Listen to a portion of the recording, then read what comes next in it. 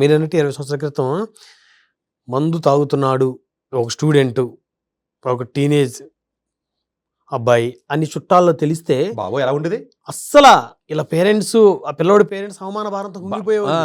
అదంతా పెద్ద డిస్కషన్, ఒక పెద్ద చర్చ అయ్యేది. ఇప్పుడు ఏముంది, మామూలుగా పెళ్లిళ్ళకి ఫంక్షన్లకి తాగేసి వచ్చేసి భోంచేసి కోరుకుంటారు. దాన్ని ఎవరు నేరంగా కూడా చూడటం లేదు సార్. డ్రగ్స్ కూడా నేరంగా చూడకుండా ఉండే పరిస్థితికి దిగజారిపోతుంది సొసైటీ. చాలా ప్రమాదం కదా సార్. అప్పుడు మ్యారేజ్కి ముందు సెక్స్ అనేది ఒకప్పుడు పెద్ద బూతు. అమ్మో చాలా. కోలివింగ్ వచ్చిన హైదరాబాద్లో ఏం పీకుతున్నారు తల్లిదండ్రులు? చాలా దారుణం. ఏం పీకుతున్నారు తల్లిదండ్రులు? ఏం పీకుతున్నారో తల్లిదండ్రులు తెలీదా? మరి ఏం చేస్తున్నావు నువ్వు? ఉద్యోగం చేసి మగపిల్లవాడు, ఉద్యోగం చేసి ఆడపిల్ల కోలివింగ్లో ఒకే రూమ్లో ఉంటున్నారన్న విషయాన్ని తెలుసుకోలేని పరిస్థితిలో, దిగజారిపోయిన పరిస్థితిలో పేరెంట్స్ ఉన్నారని అడిగితే ఆ క్వశ్చన్ మీకే వదిలేస్తున్నాను నేను. మేము లేవంటారు. మీరు ఎవరికడ అందరూ లేవంటే మరి ఇవన్నీ ఏంటి? ఉండేది ఎవరు? ఉండేది ఎవడెక్కడ? మనుషులు కాకుండా ఏమన్నా వేరే గ్రహం నుంచి వచ్చి ఉన్నారా? అంటే సొసైటీ యాక్సెప్టెన్స్ లిమిట్ దాటిపోతుంది. మీరు అన్నట్టు సార్, అంటే అప్పట్లో తీసుకుంటే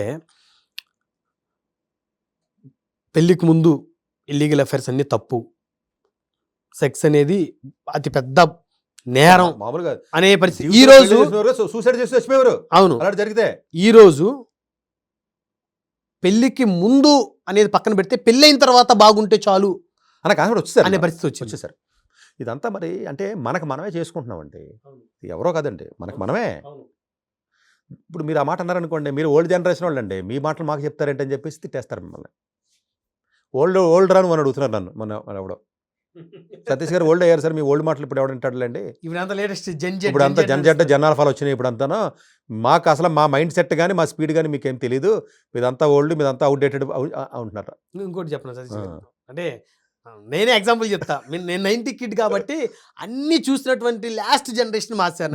అంతే, ఆప్యాయతలు, అనురాగాలు, కుటుంబాలు తర్వాత లేవులేండి. 2000 ఎక్కడ ఉందా?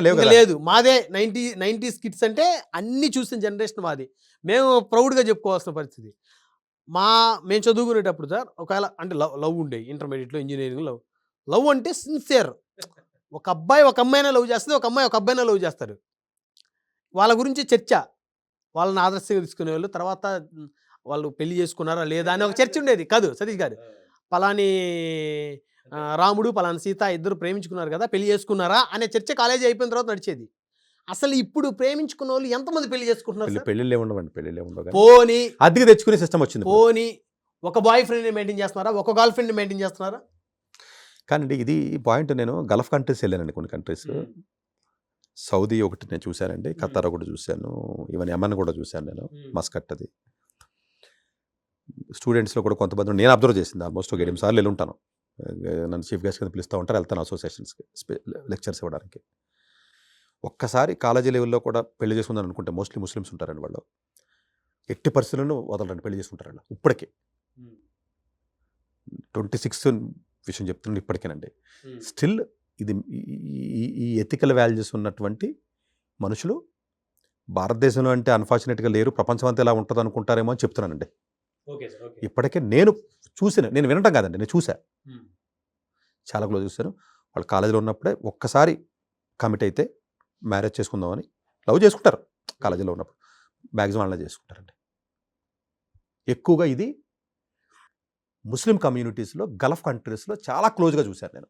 అంటే అలాంటి ఇప్పుడు నాకు వేరే రకంగా నన్ను మీరు డ్రాగ్ చేయొద్దు కానీ, అంటే అంతే కదండి, నేను చూసింది చెప్తున్నాను అంతే. అవును, నేను చాలా చూశాను క్లియర్గా. అంటే నా ఉద్దేశం 100% కాదు, చాలా పర్సెంటేజ్, చాలా వరకు చూశాను నేను. ఎందుకంటే అలా పెళ్లి చేసుకున్న వాళ్ళు చూశాను నేను చాలామందిని. దగ్గర ఒక 40-50 మందిని నేను చూశానండి, వాళ్ళు నాకు పరిచయం చేయడం కానీ చెప్పడం కానీ. సో నేనేమంటానంటేనంటే, మనకి ట్రెడిషనల్ వాల్యూస్ ఉన్న దేశం మనది. ఇవి మనమే పోగొట్టుకునే పరిస్థితిలో రాకూడదు. అలాగే డ్రగ్స్కి సంబంధించి మీరు టాపిక్ మనం మాట్లాడుతున్నాం కాబట్టి, ఎట్టి పరిస్థితుల్లోనూ చిన్నపిల్లలు ఏదన్నా ఐస్ క్రీమ్లు కానీ ఇంకోటి కానీ ఈ స్కూల్ బయట ఉన్న ఐస్ బాక్స్లో ఉన్నాయి చూసారా, ఈ ఐస్లు అమ్ముతారు చూసారా, ఈ ఎదవలు చేసే పని ఇది. అట్లా వాటిని కట్టడి చేయాలి సార్. ఎందుకని ఆడు అలవాటు అయిపోతే మళ్ళీ ఆ పిల్లోడు నా దగ్గరికి వచ్చి ఐసుకుంటాడని. ఇంత నీచానికి ఈ స్కూల్ ముందు ఉన్నటువంటి షాపులు, కూల్ డ్రింకులు, ఐస్కులు, చాక్లెట్లు అమ్మేస్తున్నారండి హైదరాబాద్లో.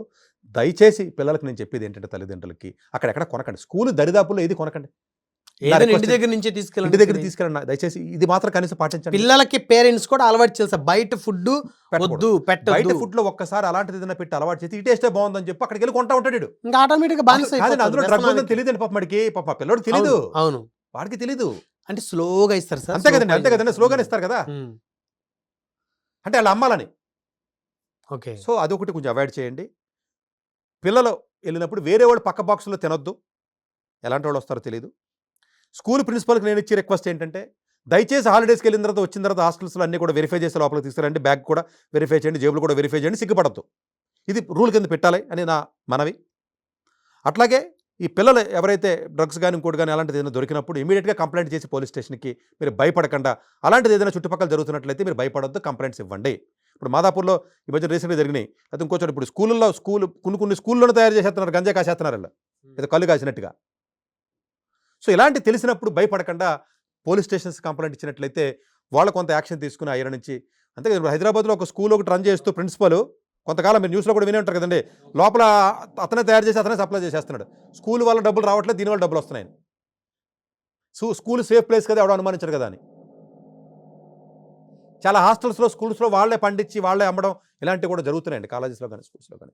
దయచేసి అలాగే అనుమానాస్పదంగా ఎవరన్నా వేరే కంట్రీ వాళ్ళు, నైజీరియా వాడు ఆడియో వీడియో కనపడుతున్నప్పుడు, ఏదైనా స్కూల్ దగ్గర కనపడినప్పుడు ఇమీడియట్గా మీరు ఎంక్వైరీ చేయండి.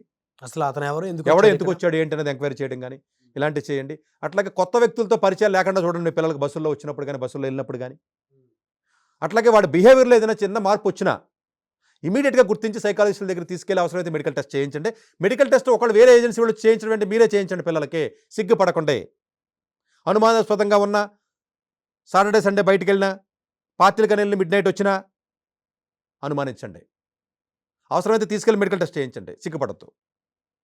ఎందుకంటే వాడికి తెలియకుండా కూడా వాడు తాగి డ్రింక్లోనో వాడు తాగి ఫుడ్లోనే కలిపేసి ఉండొచ్చు. కాబట్టి నా ఉద్దేశం మంచోడు కాదని చెప్పట్లేదు, మీ పిల్లలు అలా జరిగా ఒక్కసారి అలవాటు అయితే వదలలేదు. ఎందుకంటే నేను డ్రగ్ ఎడిక్ట్ కేసెస్ నా దగ్గర కౌన్సిలింగ్కి చాలామంది అబద్ధం చెప్పి కౌన్సిలింగ్ తీసుకుని వస్తారు, చాలా అప్లికేషన్ మీద, నేను కాదనలేను, తప్పనిసరి పరిస్థితుల్లో కొన్ని చేయవలసి వస్తుంది, మేము చేస్తున్నాం. బట్ ఇలాంటివి జాగ్రత్తలు కొన్నన్నా తీసుకున్నట్లయితే మనం మన పిల్లల్ని కొంతవరకైనా కాపాడుకునే అవకాశం ఉంటుందండి. ధన్యవాదాలు సతీష్ గారు. థ్యాంక్ యూ అండి.